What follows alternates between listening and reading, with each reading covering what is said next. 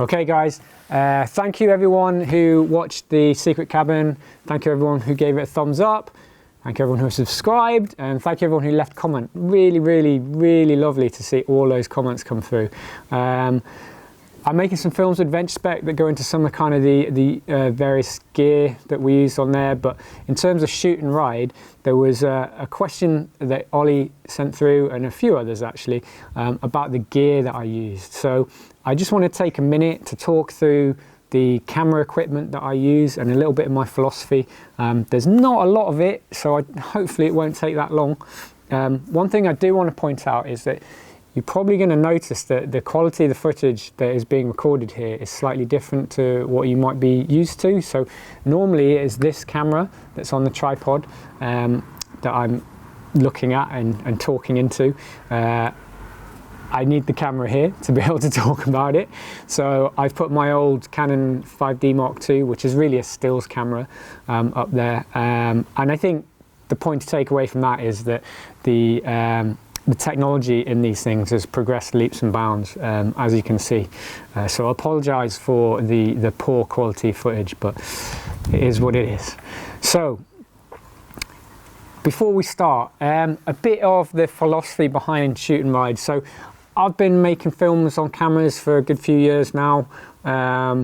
The Green Lane Relay was my first kind of proper outing, quite a few, I think maybe that was like 2012, 2013, something like that. And I've kind of honed my skills as I've gone throughout the years. There's always a tension between trying to improve the quality of what I'm doing through the equipment I take, versus the lightness and flexibility of being a one-man camera crew on a motorbike on a journey, and that fluctuates from trip to trip. Really the best way to travel would be to not have any camera gear. The worst way to travel would be to have so much camera gear that you couldn't you just were a liability. You couldn't get anywhere on the bike. So kind of we're always trying to find a balance between those two things and find an acceptable quality. I think one of the things that I like to focus on is the storytelling. And I think if you've got an element of story and you've got something captivating that captures people's attention, that gives you quite a bit of leeway, as in, yes, you want the footage to look beautiful, but if the story's there, people are quite forgiving about the quality of the footage. Especially, look, we're not making stuff for TV, we're making it for YouTube. Granted, people are watching YouTube on their TV in their living room now, but there's still, you know, I think if the point is, if there's a story, stories first, story. So really, Ollie, you shouldn't be asking me about my kit, you should be asking me about the story, but we'll save that one for another day. Okay, so this is not everything that I take on all my trips, but this is the core stuff. And at the end of this, I'm going to show you kind of how I pack it as well. So the main camera, so if we talk about the secret cabin film, the beautiful slow-mo, shallow depth of field stuff, that is all shot on this Panasonic GH5. I've had this maybe 3 years now, 4 years. It's small. I'm actually not a tech guy. I think it is mirrorless. It's 3/4, so the lenses, so at the moment it's got a 25mm lens on, but that comes out as a 50mm. I shoot in 1080p, I don't shoot in 4K, largely because if I shot in 4K, I'd have to get a new laptop, hard drive, everything will get more complicated. And I'm just not convinced that for right now, 4K is what's required for my style of filmmaking. At some point, I know that the 1080p is going to become outdated, but for the moment, I think it's still relevant. So yes, the reason I chose this is it's small, it's lightweight, it's got very good image stabilization built into it. So you can actually, it's not turned on, you rattle it, you can feel it because it's kind of got a little gimbal inside it with the sensor, and that kind of irons out a lot. I largely shoot 150 frames per second or 180 frames per second, so that's why I get the slow-mo. Again, slow-mo plus image stabilization really kind of gets you some kind of beautiful smooth shots. The new GoPros do that all bit as well, but you know, in terms of a larger mirrorless camera, it's yeah, it's pretty good. Just wait for that car to go past. So it has a flip out screen I can flip round, so if I need to kind of frame stuff, it's easier to kind of see what it's looking at. What else to say about this? I have a bit of a love-hate. The 5D that is recording this is a stills camera. Feels like a stills camera, feels like a proper camera, whereas this feels like a mini computer. If I haven't used it for a while, I'm always a little bit slow to kind of remember what the shortcuts are and all the rest of it. But having said that, the footage is beautiful. I generally have, so this is an Olympus 25mm lens on it, a 1.8, so it's quite bright. It comes out as a 50mm. That was something I've kind of jumped onto in the last couple of years, really. But 50mm is, in theory, close to what the human eye sees. And although it's a fairly tight crop, you get a really nice depth of field when you leave it wide open. So a lot of the footage is shot on that. I do also have in this high-tech sock, I think it's one of my daughter's socks. I have a 12mm as well. This is another Olympus 12mm. What is? It's a one. No, it's a two.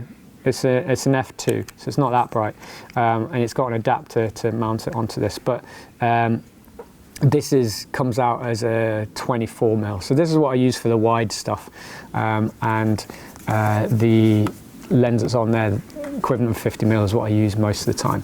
So really, in the way that I film, like it takes time to get this camera out and get the shot. So really, this is kind of the beautiful stuff that I know that I want to kind of shoot in slow-mo. So I've got someone riding past me, a bit of a water splash, some action going on.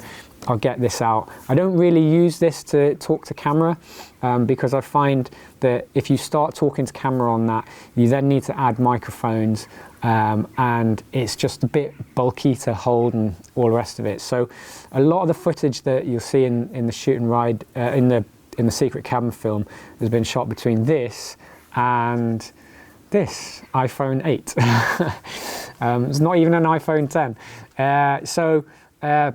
Before this trip, I used this, which is an Olympus Tough, which was, you know, I largely got it because it was tough and you could just leave it in your pocket, pull it out, it's your kind of ready to go camera. But I really don't rate the footage from this, and actually the footage from modern smartphones is much better than this, so I kind of ditched this. And I moved on to this iPhone just because the quality of the camera is so good. You've always got your iPhone in your pocket, so when I jump off the bike and something's happening and I haven't got time to get this camera out and I just want to kind of get something in someone's face, I'll just pull this out, hit record, away you go. The microphone's pretty good. If it's windy, you kind of hold it like this and you can cup it, and it kind of cuts quite a lot of the wind noise out. It's a bit rough and ready, it's a bit rudimental. Rudimentary. You'll notice in the previous film that I kind of got split screen, and that's largely because I did quite a lot of selfie stuff, holding it in portrait mode, which is not something I've done before. Normally it's always in landscape because you're editing in landscape, but I thought I'd give it a go and just kind of not work against that and actually make it a feature. One thing I did notice was that the camera pointing back at you doesn't feel stabilized, so I wasn't really that happy with a lot of the juddiness of some of those shots, but the forward-facing camera is pretty smooth. Yeah, and then you just get home and transfer that footage onto your computer, and it worked really, really well. So yeah, I'll probably keep with that. I would be happy to go out with just that and nothing else.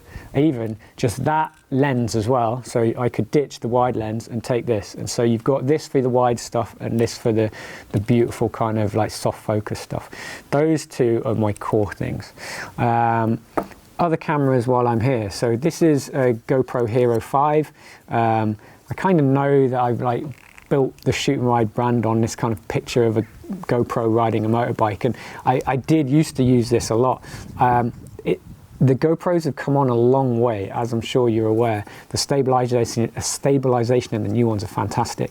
One of the issues with GoPro is because the field of view is so wide, you have to be very close to someone to get the footage. I very, very rarely turn the camera on and ride.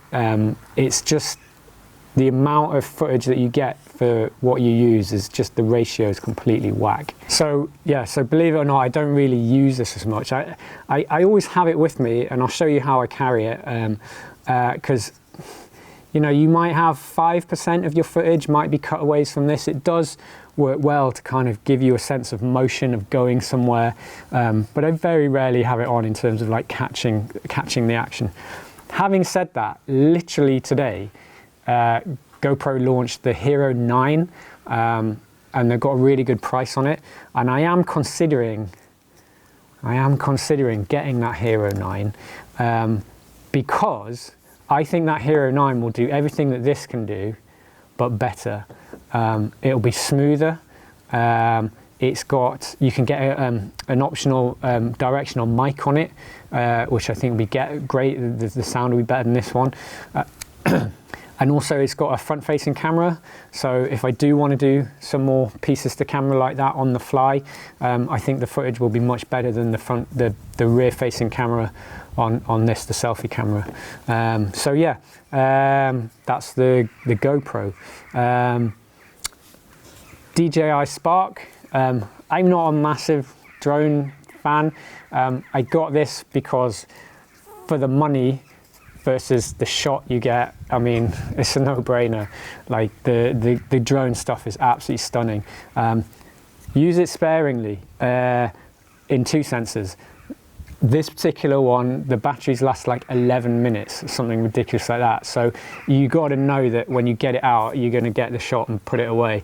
Then also, I think the more drone footage you have in your film, it loses the impact. So I tend to try and use a little bit every now and then, and really it's about setting the grandness of where you're going in a slightly different perspective, and really bring the viewer back to this idea of traveling from A to B, and you're kind of traveling through a landscape.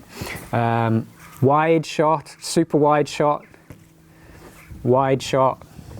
close up, simply-ish. On the last film, I didn't actually take this, which was a massive relief. Will Linson took his DJI Mavic Air 2, something like that, and he was really happy to do the drone stuff, which was fantastic because I didn't have to worry about it. But yeah, Will's really kind of keen on the drone stuff, and his stuff was absolutely beautiful. And no doubt about it, his drone is much better than this. This is like 1080p. You can kind of tell when the footage comes out, it's not a lot to work with in terms of the color and the detail, but you know, it gives you a different perspective, so that's the key thing. What else is on the table? Controller we can forget about. Okay, two other things. So this is like my Leatherman of the camera world. So well, it's not really Leatherman, it doesn't actually do anything, but it is built beautifully. This is a little tripod, Leo photo tripod. People have like the Gorilla ones, which are pretty good, that you can wrap around anything. It literally just opens up and you can put your camera on it. It's light, it packs away small, it is ridiculously expensive for what it is. This is the one kind of indulgence in here, because I didn't need to get this, but I really like it. Just feels great. And then the other thing, so a lot of my early films actually didn't have any audio in them at all, and I used kind of text on screen to get the narrative going. And that's largely because it's a real challenge to record good audio when you're on the fly, and that's always kind of what lets you down. It's what's let me down. And in this last film I had some help from Martin in the post-production to get the audio right, because I've never really been that happy with it. And yeah, recording audio, especially out on the bike when you've got wind noise and all the rest of it, is very, very difficult. Right now, as I'm talking to you, I am mic'd up. There is a microphone on me and a microphone on the camera, and that is capturing my voice really clearly. But you can't really do that effectively when you're out and about. I bought this. This is a little Insta mic, so it's just a little unit that you turn on, clip onto someone, and it starts recording. It's a solid state, so it records into the memory on the thing, and you sync it up afterwards. So I would put this on someone, hit record, then I would also record them on this, and then in the computer it takes the audio file from this and syncs it up from the audio on this, and you can replace the audio, so you get much better quality audio. In theory, great. In practice, I've had this like a year and I've never used it, not properly, not out and about. It's a bit fiddly to use. I wish there was just like an on-off record button, but you've got to kind of push the button a number of times to get it to do different things. So yeah, probably not going to get used. Might make it back onto eBay. Yeah, so that's it. That's literally all of the camera gear that I take. I've refined it down. I used to take a big tripod with me. I don't do that anymore. I'm happy to use this on the floor or on a rock, and just live with that limitation. I think limitations force creativity, which is something just throughout all of my work. Oh, I will show you where it all lives, okay? So this is a case that the drone goes in with the controller, and that generally, when I'm on my 450, that lives in a Krieger OS6, strapped on the front of the bike. I didn't actually take it on this last trip. I'll probably put that strapped onto my back on onto one of my panniers, somewhere like that. The main camera, so in an ideal world, where is it? I use this, which is a giant loop Diablo Pro tank bag. So it has a base unit that straps onto the bike, and then this straps onto that base unit, and it just lives there in front, and it can, I can open it up, pull the camera out, away you go, put it away. Brilliant. That's kind of my preferred option. I don't like having the camera kit on the side panniers, because if you fall over it, they'll break and the weight of the bike goes on it. I prefer not to have a rucksack on me, because I like traveling light. And to me, having this in front of me, I'll wait for that tractor. For me, having this in front of me is the safest place for it, and also the easiest to access. I can literally stop the bike, get the camera out, get a photo while I'm still on the bike. But one thing that I've discovered is that I'm not really happy with the way that this sits on the AJP PR7. The PR7 has the PR7 has an air intake up front, which is kind of where this would sit. Now you can put it on. Actually, the other reason I don't put this on is because it ruins the look of the bike. So especially for this trip, while it's a new bike, I want to be able to get some great footage of that bike, and I didn't want it kind of messed up with this tank bag. If I didn't care so much about that, I probably would find a way to get it onto the PR7. So for this trip, you'll notice I had the new Krieger Trail 9 backpack on my back. And literally all I had in this was water. It's a bladder system as well. The bladder system and the container bag system are kept separately, which is great, so you're not going to get your camera wet. And in here I literally had my spare lens, I had the tripod and the camera, and that was it. And that is how I rode. And then I would jump off the bike. One of the benefits of having this on your back is you can jump off the bike, run up a hill or whatever, and then get the camera out, and you got it with you all the time. But I found that was a really, really neat solution. The next best thing to having it on a tank bag in front of me. That did not come with me. That did not come with me. I had a GoPro in a bag, but I didn't use it. Any GoPro footage in the Secret Cam film was taken off the other guys and their units. Actually, One thing, so Will Linson on the trip had a really cool kind of gripper mount, which could clamp onto his helmet. It was quite big, but he was able to just kind of clip it onto his luggage. So I might look to get one of those at some point. Anyway, the other way of mounting this that I've used before is using Peak Designs harness. So it just clips on. So there's a mount that clips onto your bag, wherever you want, and then this can clip on and off. You can also use this to kind of keep your DSLR as well, if you want to be hands-free for a bit, and that gets you kind of quite a nice like chest view, and it's fairly easy to kind of take on and off like that. It's smaller and neater than the big gripper mount, but I don't really use this as much as I used to do. So yeah, and then obviously this is in my pocket all the time, because if you're trail riding, you need a phone in your pocket in case you fall down and you're not near your bike. So yeah, that's it. Yeah, thanks for watching. I hope that's answered some of your questions, Ollie. I'm sorry if you're disappointed that there wasn't more kit involved. Just to reiterate again, in terms of filmmaking, I really do think it's about the story first and the kit second. And really, the best camera is the one that's in your pocket. That's what they say, isn't it? So I don't really think you need a lot of fancy kit to get out and get involved in shoot and ride. Your phone is everything you need. Sometimes I just wish I could leave it all behind and go without a camera, or at the very least just go out with the iPhone. But inevitably my GH5 always comes with me. So yeah, thank you for your time. More questions, keep them coming. And yeah, I'll see you soon. Enjoy your shoot and riding. Oh yeah, subscribe. I always forget that. Subscribe to the newsletter, subscribe to the YouTube channel. Thank you.